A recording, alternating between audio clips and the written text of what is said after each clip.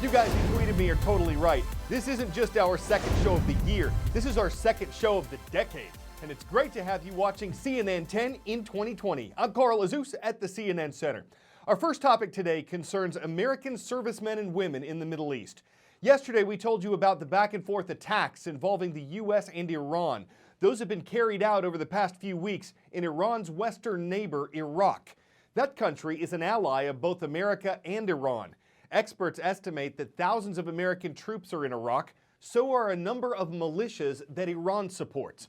A U.S. airstrike killed a high-ranking Iranian general last week in the Iraqi capital of Baghdad. Afterward, Iraq's parliament voted to expel American troops from the country. Analysts believe lawmakers are trying to keep Iraq from being caught in the middle of a conflict between the U.S. and Iran. But a large part of the Iraqi population doesn't agree with the decision. It wants American troops to stay, and many of Iraq's lawmakers didn't attend the vote. It's not clear if the decision will actually lead to American troops leaving. There are deep divisions in Iraq. After the Iranian general was killed there, some Iraqis celebrated in the streets. Others mourned at his funeral and called for revenge against America. The U.S. has military bases in several countries across the Middle East. Many of those nations are hoping that tensions between the U.S. and Iran calm down and that a conflict will be avoided. One challenge for America is deciding how many troops will serve in the region and where they should be stationed. The Pentagon is deploying an additional 3,500 American troops to the area, according to estimates. Officials want to have an increased U.S. presence there in case Iran takes revenge for the airstrike against its general, as the nation has promised it would. These additional 3,500 or so troops that are moving to the Middle East this week, some initially left at the end of last week and days before that, that is in fact their job. They are there for so-called force protection, protecting U.S. bases, U.S. embassies, U.S. assets and interests in the region.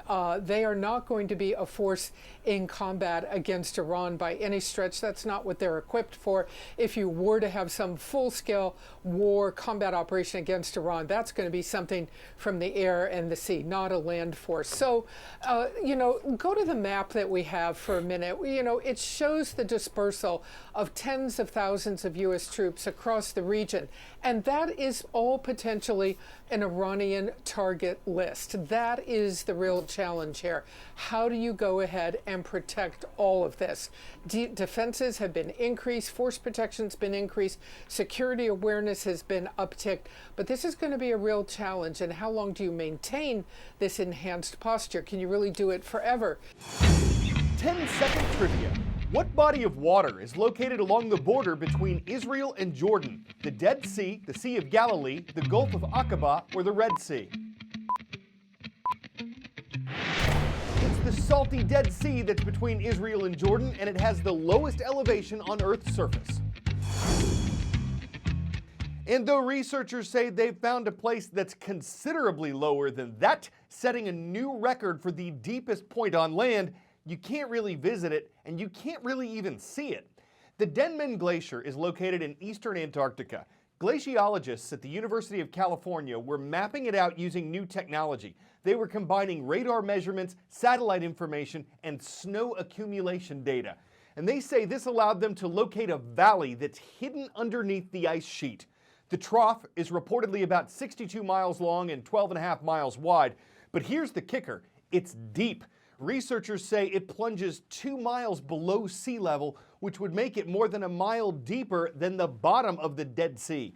Of course, the ocean's deepest trenches are much lower than this, but what we're talking about is the lowest point on land. And the Antarctic trough apparently has no ocean water. Scientists say it's filled with ice that flows toward the Antarctic coast. They're hopeful that their research will help scientists study the continent for decades to come.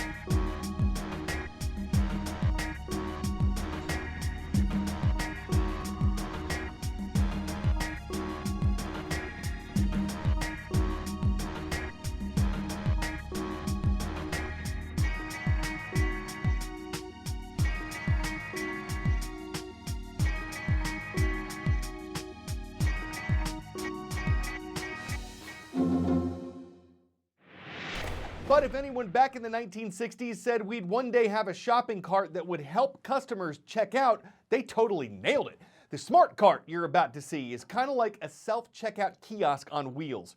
Does it cost more than a standard shopping cart? Yes, though we don't know how much more. Could it eventually take the jobs of cashiers? Yes. It won't be able to help you like a cashier can, and there are questions about how long each smart cart will last, but they could bring a very different look to grocery aisles in the years ahead. Today, grocery stores are facing competition from the biggest names in online retail. That's why a company called Caper is making a shopping aisle staple smart. We thought we'd take a conventional tool that everybody knows how to use and pack it full of technology and sensors. Right now, you could basically throw in weighted goods like your fruits and vegetables, and the cart will actually weigh it for you. It'll recommend you particular items based on where you are in the store. It'll help you check out. So we have these bagging hooks inside of our cart to allow customers to bag their groceries as they go, so that after they're done paying, they could just grab their bags and walk out of the store. That kind of grab-and-go technology is already in place at Amazon Go stores. There, a complex system of cameras, sensors, and AI track every product a customer interacts with. So we wanted to make sure that as the customer walks into the store, they could just grab our cart and go. That being said, we're working with the grocery stores right now, and you could log into your loyalty program within that store. So we have a better idea of who you are, how you purchase, and to really complement you as that end user. Basically, the ultimate vision and what we're building towards is that a customer would walk into the store, they grab something off the shelf, and when they throw it in the cart, all the sensors and the technology in the cart will immediately identify what that item is. This could work for something like a basket. This could work for something even larger, something smaller. So it's dynamic, and it allows for us to go into different markets. For now, Caper's carts are still in the pilot stage.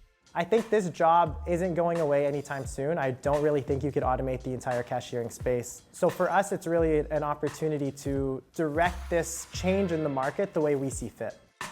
There's a lot of different tech solutions that will take somebody away from a brick and mortar location. So what we're building is a technology that makes the experience and the convenience that you'd see online back offline.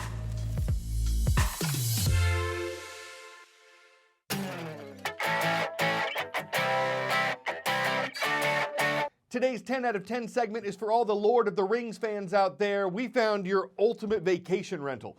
Not too far from Asheville, North Carolina, a Hobbit hole home is under construction. It's only about 800 square feet, 1 bedroom, 1 bathroom, and it doesn't have a lot of natural light since 90% of it's underground. But hey, it's a perfect fit for a Frodo, and its builders hope fans will rent it for an unforgettable experience. They'll certainly find it inhabitable. Terrible. And as an added build bonus, it's a lot closer than Middle Earth. It should Lego last a long time, though you'll have to be careful at the Gondor before you give it a ring. I'm Carl Azus. You have our Tolkien of appreciation for your fellowship.